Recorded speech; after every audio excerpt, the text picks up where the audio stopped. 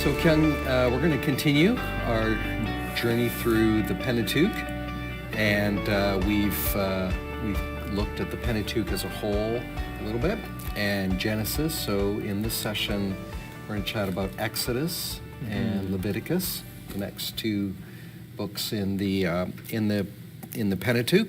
So as Genesis ends, we find Abraham's descendants are in Egypt, which is a problem. Yes. Because they were promised a land from God. But here they are in Egypt. So, I mean, like a good movie, Genesis ends with a bit of a cliffhanger. That's right.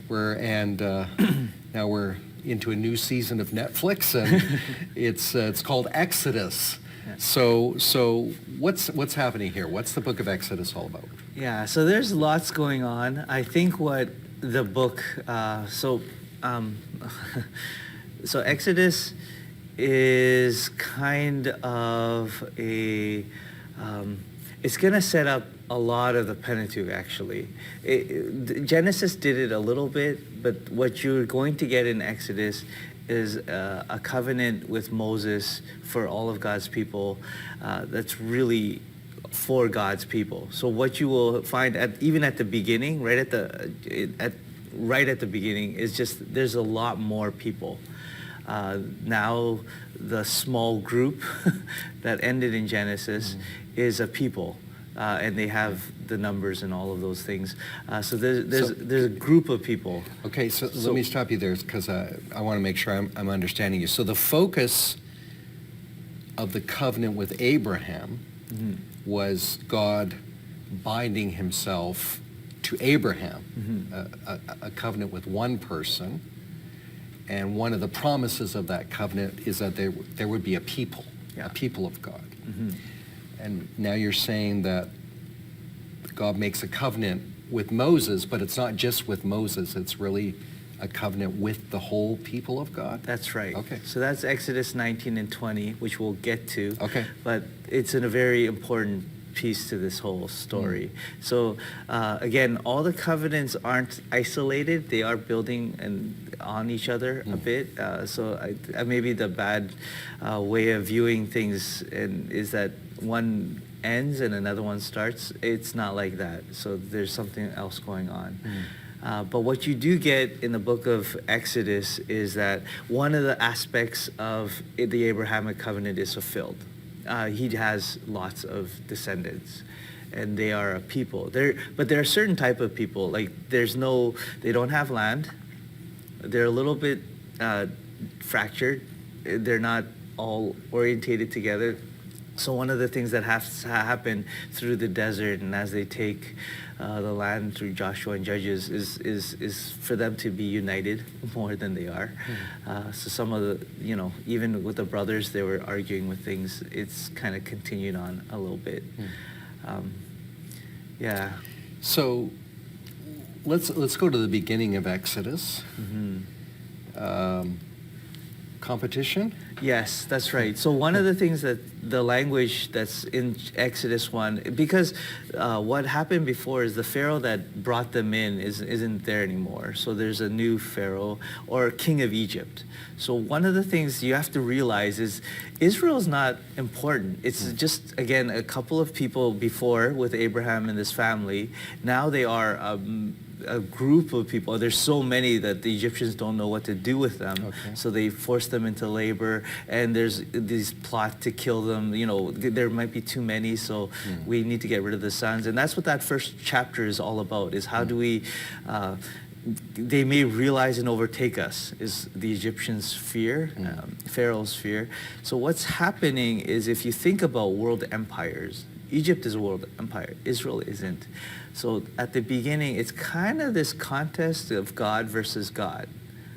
Pharaoh is considered a god, and all the gods of Egypt. And that's what's going to happen throughout. And you get a little bit of echoes with this, with the plagues, kind of symbolizing some of the Egyptian gods and what happens with that. But there really is this kind of setting up of Yahweh, or God, God of Israel, versus the God of Egypt. and that's going to unfold as we go along in the story. So as the story does unfold, we have this person, Moses, who has a very unusual birth story, That's right. Yeah. where he is targeted, I guess, for killing, right? Because Pharaoh, the king of Egypt, wants to kill all the firstborn babies Yeah. so that he can control the growth of the Israeli population, Yeah. or the descendants of Abraham. But Moses is preserved. That's right. He's saved. Yeah. What happens to him? So after he's banished, so God He ends up in Pharaoh's household. That's right. First, Yeah. but then he kills an Egyptian, and then so he's tried and. He's So got all him the right. movies explain this first part really well. Okay. But it's really this is it's the things after that really interest me in terms of Okay. Exodus a bit. Okay. But we still have to talk about the beginning parts. But God's people are crying out to God to rescue them because they're under severe slavery, and God chooses Moses as the deliverer of God's people. And so one of the things that happens is this encounter with a burning bush. And I've always asked students, what do you think about this burning bush? Yeah. This is the one, this is the first time God actually shows himself a little in physical form, and go, well, why this bush? Like, really? And what's so miraculous about it? If, to be honest, I could set a bush on fire. That's burning. That's fine. But the miraculous thing about this is that it's not being burnt up. And this may be a symbol of what it means for God and God's people. That the miracle that's going to happen in Exodus, and that's why I think the end of Exodus is really important, with the whole how to construct the tabernacle, or tent of God, and then the actual construction of it. It seems like a lot of wasted words, to be honest, but it's really important in Exodus that if God is going to be with his people, he wants to be in the center of everything. And the burning bush kind of reveals that there's this danger when a holy God meets unholy people, it'll get burnt up. But the miracle of it and the book of Exodus is that they aren't burnt up. That there's this constant relationship that's happening with them. And Moses, and that's why the significance of the burning bush is really important. And then Moses, he has lots of excuses why he can't be this deliverer, including, I don't speak well, but then Aaron will come and be your mouthpiece. So God lots answers of all his objections. That's right. Really corners them. Yes. And one of the objections is they may ask, who is sending me? Which is an important part of the entire Old Testament. And it's the Tetragrammaton, Okay. these 4 Hebrew consonants, which spell the word, and this is hard because for Jews, and you're not supposed to ever say the name. And that's why they call it Hashem, sometimes the name, Okay. or Adonai, which is the Lord, Okay. or Master. But you're not supposed to say Yahweh, which is the name of God. So this is God's personal name that he reveals to Moses for his people. And it means I am who I am, or I will be who I will be. There's lots of different connotations to that, like I'm all that you need. I am always eternal. Like, read commentaries. But that's the name of God. It's a very unique name, but it's a personal name, and it again reveals who he is, his, I guess, all sufficiency in everything. So Moses is encountering God, who is a consuming fire, That's right. except he's not here. That's He's- right. Which is his graciousness, I guess, his mercy. He's not consuming the unholy people. And Moses asks God, what is your name? Yeah. And that's a significant question in and of itself. Yeah, and especially in the Old Testament, because name, again, signifies character and purpose. So there's much more kind of to that. So he's really asking, who are you? Yeah. What are you like? Yeah. And who sent me? Yeah. Yeah. Yeah. Okay. And God answers his question Mm-hmm. by saying, what does he say? I am who I am. Okay. Or it could be translated, I will be who I will be. Okay. Again, it's ambiguous for a reason. So Okay. again, I think people need to just reflect on it a little more, and just because there's a lot of different options for the meaning, like his all-sufficiency, his eternity, his, and maybe it's also those crying out for help. I'm here. There's lots of different aspects I think you could understand with it. But that's the name God chooses to identify himself, which is, I find, important in it, yeah. So you mentioned this word tetragrammaton. Yeah. What does that mean? Oh, it's just four, so it's the name of God. It's 4 letters. The thing with Hebrew is there's no vowels in ancient Okay. manuscripts. So tetragrammaton means 4 letters? Yeah. Okay. And that's because when God answers Moses, what does he say in Hebrew? No. So it's just All right. the name. It's what we translated it as YHWH. Okay. Because there's no letters, but it's just Yahweh. Okay. So that's the name. And it's because of the significance of do not take the name of the Lord your God in vain. That's why in Hebrew, if you actually write the name on a piece of paper, you can't just discard it. It becomes holy in a sense, so it needs to be buried. It needs to be handled properly. They would never say the name like I just said it, because again, you can never lower and say just in vain or just in passing. You always have to give weight to that. Now, is not saying the name, is that a biblical injunction, or is that more of a tradition that developed within Judaism? Not saying the name is a tradition, but it is a biblical injunction. It's one of the 10 Commandments, number 3, right? Okay. So you can't lessen the significance of God's name, because name represents character and the person itself, himself. So you can't do that. So that's why whenever you read Hebrew, or whenever I read, you just say Adonai, meaning the Lord. And Exodus 19 and 20 are a couple of key chapters in the book. Can we summarize them and talk a little bit about the significance of 19 and 20? What happens in? Yeah, so if you go right to the beginning, and we talked about how it's set up as God versus God, you have them in Egypt, and they're delivered. There's this deliverance of God from Egypt, and then you have this kind of wilderness wandering, and then they get to the presence of God with Mount Sinai. And it was Moses' request, let my people go so that they could worship God at the holy mountain, which is where they are in 19 and 20.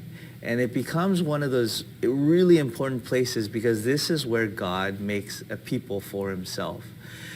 So the thing is, and maybe this is the important part of Christianity that gets lost and people have advocated, but being part of God's people has always been what Christianity is always been about. It's never really individual. It's kind of this, we're built for community in a sense. So what you get in 19 is these stipulations and all these people gathering around this mountain, and again, not to touch it or you'll die, and all those other things. But it's kind of like this formal ceremony, almost like a marriage, where 2 people come together and they're going to make vows to one another. You have God and you have his people. What's going to happen with these people is they were not a people before, but now they will be God's people. They're going to be God's royal priesthood. All of those, again, identifiers of who they are happens here. And with chapter 20 especially, again, think of 2 people kind of looking at each other saying, this is who I am. This is what I am all about. and let's enter into relationship together. So these 10 commandments are these 10 words that God speaks to his bride, in a sense, and says, I vow for these things, and this is who I'm like. And as you break down the 10 commandments, you kind of get to see why they are in the certain order that they are. You have the first 4 pertaining to God, and you have the bottom 6 pertaining to people. And again, think of the whole people of God, not just an individual, but all of these people living in community, living under God as King, and why that's so crucial. What you'll notice even is that all of them are negative statements other than in 4 and 5. And the reason why 4 possibly is, and it's the one, keep the Sabbath, keep it holy. And the 5 is honor your father and your mother. And the promise that comes after. Those 2 seem to be, if you did these 2, you may do the first 3 and the bottom really well. Like having no other gods before me, not creating an idol of or an image, not making God into an image, taking the name of the Lord your God in vain. All, do not murder, do not commit adultery, do not steal, all of those other ones. But those 2 are really important. And maybe we don't get it because we don't read it the same. Right. But I think there's a clue within the 10 Commandments even. Yeah, it's fascinating. So you're saying the first 4 commandments are God-oriented. Yes. Second 6 are human-oriented. Yes. And the kind of the border between those 2, commandment 4 and commandment 5, are not only are they the borders, but they're actually written differently. Yes. Because all of the other commandments are don't do this, don't do this, don't do this, whereas these 2 are do this. Yes. And again, what are the do this? Commandment 4 is keep the Sabbath. Keep the Sabbath. And honor your father. Honor your father and mother. Yes. And there's a sense in which if you did those 2, you would end up fulfilling all of the others. That's right. Yeah. So if you actually did practice Sabbath, and we talked about what that means, you will only have God as your God. You will not. And the second one's tricky. That's why I think I stumble over it a lot. Is it's the idea. So this kind of goes to the golden calf and all that happened, even as Moses is up on a mountain, the people of Israel are making this golden calf. And they bowed down to it and all. But the golden calf is an interesting, because the request is, can you build us or represent for us the God that delivered us from Egypt? So, and then that's what Aaron says, here's your God who delivered you out of Egypt. So it's not that it's an idol. It is a representation of God. And that's actually what I think the second commandment is about, is that we don't reduce or represent him visually to what we think he's supposed to be like, but we need to make no images of who he is. And then again, the name of the Lord, it's letting God be who God is. Sometimes my problem is, as Christians, or even myself, is we're not open to the aliveness of God. That God is still living, he's still active, and he's not supposed to be contained in a way. And practicing Sabbath lets God be God, and us being who we are as human beings. There's a certain place for us, but we're not supposed to take God's place. Right. And then the fifth one is, again, in ancient cultures, is the primary relationship of all relationships is your family. And how you treat your parents is indicative of maybe how you'll treat everyone else. And think of it a little bit in terms of people who are professional, who now have a living, who are able to help their elderly parents a bit. What do you do with the people who've taken care of you do you discard them, or there's lots of things we could do, or do you honor them, give weight to who they are, and all of that's encompassed with that. And I always like, and I was taught this in seminary too, is to put those negatives, at least with people, into positives, because really it is the minimal thing that you need to do. Like, I don't know, no one you haven't committed murder today. Like, these things are very hard to do, but what that it kind of helps us is if you put it into a positive, it kind of puts it into a different light. So do not murder becomes everyone has a right to life. Do not commit adultery. Everyone has a right to home. Do not steal. Everyone has a right to possessions. Do not do not bear false witness. Everyone has a right to reputation. Those things, I think, are crucial when you're working in groups and you're trying to be a people. Fascinating. Can we go back to the golden calf for a second? Okay. Because that's a part of the Ten Commandments story. That's right. So Moses is on the mountain receiving the Ten Commandments. Mm-hmm. Meanwhile, at the bottom of the mountain, they're breaking the commandments in a way, or at least one of them. I thought it was interesting you said that the golden calf that they made was not an idol. Not the way we think. No, yeah. So they didn't... It's not another god. It's not another god that they're worshiping, mm-hmm. but it's a in their minds anyway, a representation of the God that they do worship. Yes. But that's still problematic. That's right. You can't reduce or... So the hard thing is this. God is pretty, like, even the whole idea of fire and cloud that leads the people. It's interesting, even as they have, it's hard to capture. So there's quite a bit of written on this, but even when someone wants to meet God, they go to a tent, the cloud descends and everything gets dark, and no one knows what's going on other than the clouds there, and Moses is speaking with God.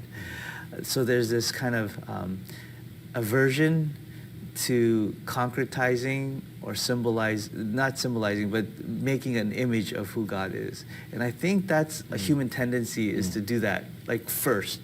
This is God who delivered us. Now, what does he look like? How can we just, like, limit, and then we can always worship that, but we have control over it. And that's exactly what the second commandment is telling you not to do. You have to let God be God, and that he walks among you. Is it in your presence? But you can't contain him. You can't image him. You can't define who he is. And that's exactly what Israel tried to do. It's not that they're worshiping another God. They know this God that delivered them out is worth worshiping. But what they wanted to do is to, make an image of him, like, so we can handle him and he can't handle us. So a lot of us today think, oh, we don't break that commandment because we're not building, images. But we can do this in other ways. That's right. We can do it with ideas about God, and that becomes our idol. We contain God within our particular definition of God. That's right. Yeah. So that's the danger of the second commandment, is never to let God be God, and we are not. And this aliveness to who God is, and I know good theology is great. Things we need to understand, and even studying, it's all good. But once it becomes an instrument, then we're doing exactly what ancient cultures do with idols. The reason why you worship an idol is they're the one who can fulfill a need you have. So if you need, fertile crops, you go to that God to get fertile crops. Right. You go to what you need, and God is, at least Yahweh, is not like that in any way. He's willing to be in relationship and to be who he is. And that's probably why he names himself I Am, because he is, and you cannot define him in any kind of way, because then God is you're because that's the craziness of how God has kind of revealed himself. He's gentle that way. He's not demanding things Right. all the time, and in a way, because he's invisible, we can make him up to be almost anything, and it's not what we're supposed to do. And that's why Israel is known as the people of the ear rather than the eye, because it's the ear as you hear, as you listen, as you're guided, rather than the eye that kind of limits, defines. So that's a concept that kind of floats around a bit. But it's again that the golden calf, especially both, in Exodus and in Deuteronomy, it mentions that episode. You can tell what they're doing, and it's, again, and the punishment of that too. So this goes back again to the same way that we want to use caution about using God's name. We also want to use caution when we're trying to define God or say this is what God is like, this is what God does, these are God's attributes, which we do in theology, but we have to be careful that we're not creating a God in our own image or limiting God. That's right. And you can see this with the New Testament, right? With Jesus. Everyone misses what God's doing because they all think they know what he's up to. It is a word of caution that we are human in a good and bad way, and we have limitations. And it's hard. I think of, the Lord of the Rings a little bit with Tolkien. It's interesting how always in the best stories, evil is always in your face. Like, that's there. But the underlying God parts is God weaving everything together, and it works out. Like, that's the miracle of it. But it's just how it goes. And when we force God's hand, that's not okay. When we, it's okay, we pray, but we're asking. But it's a little different when we are demanding, making an image, saying you have to be like this because this is you. And no one likes to be defined that way. Right. I'm not sure God does either. Right. So let's change focus a little bit. You mentioned earlier, as we were chatting, I think about the tabernacle, the tent of God. That's right. And how, like, there's a lot of chapters in the book of Exodus. I think a lot of faithful attempts to read through the Bible have failed on the rocks of the last part of Exodus as we start to get into all of the architectural details of the tabernacle. How many chapters cover that? 20 chapters or something? Yeah, at the end, there's quite a few. And there's that story in between with the calf. Yeah.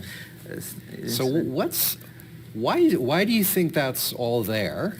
And, should we skip it and get right to Leviticus, or why is it important? No, so it totally makes sense that Leviticus is next. Because, again, the idea, and it's back to the burning bush, God is not a God who wants to be put on a shelf or distant. He really wants to be in the middle of everything. And you get this actually in Numbers, where the setup is the tabernacle's in the middle of all the tribes.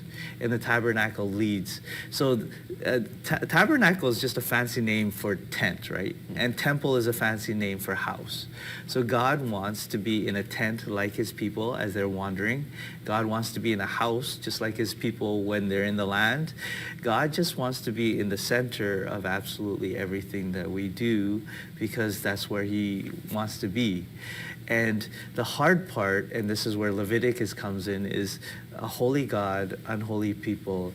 It doesn't always work out. So the reason why there's so many chapters devoted to it, and it's interesting because it tells you exactly how you're supposed to construct the Ark of the Covenant, the current, just everything, the lampstand, like everything that's supposed to be inside the tabernacle. And then it repeats and says it. And if you just think of wasted paper, why didn't they just say, and they did, and that's it. but it's to make sure that everything was done to the letter, that everything was fulfilled the way it should have been, and that it's a really important privilege, I think, that God lives with us, that we are his people. I think that's probably what Exodus is trying to say over and over again. I know we get really hung up at the beginning, but we don't understand that there are a whole bunch of instructions on how to be in relationship in the middle, and then how to build his house when you're together. So it totally makes sense in terms of the analogy of marriage, just how that works. There's this, it's not good that you're alone. Let's be together. Let's live together. And this is how we're supposed to do it. So I find Exodus really refreshing when you look at all the pieces rather than just centering at the beginning like most movies, because that's the action part. But I think it's just as important when you really are reading the entire Pentateuch and the Old Testament, that this is a crucial part of why there's sometimes these ups and downs with God's people. That's great. This conversation is really, I can't wait to get back to my Bible and start reading the Old Testament again. This is good stuff.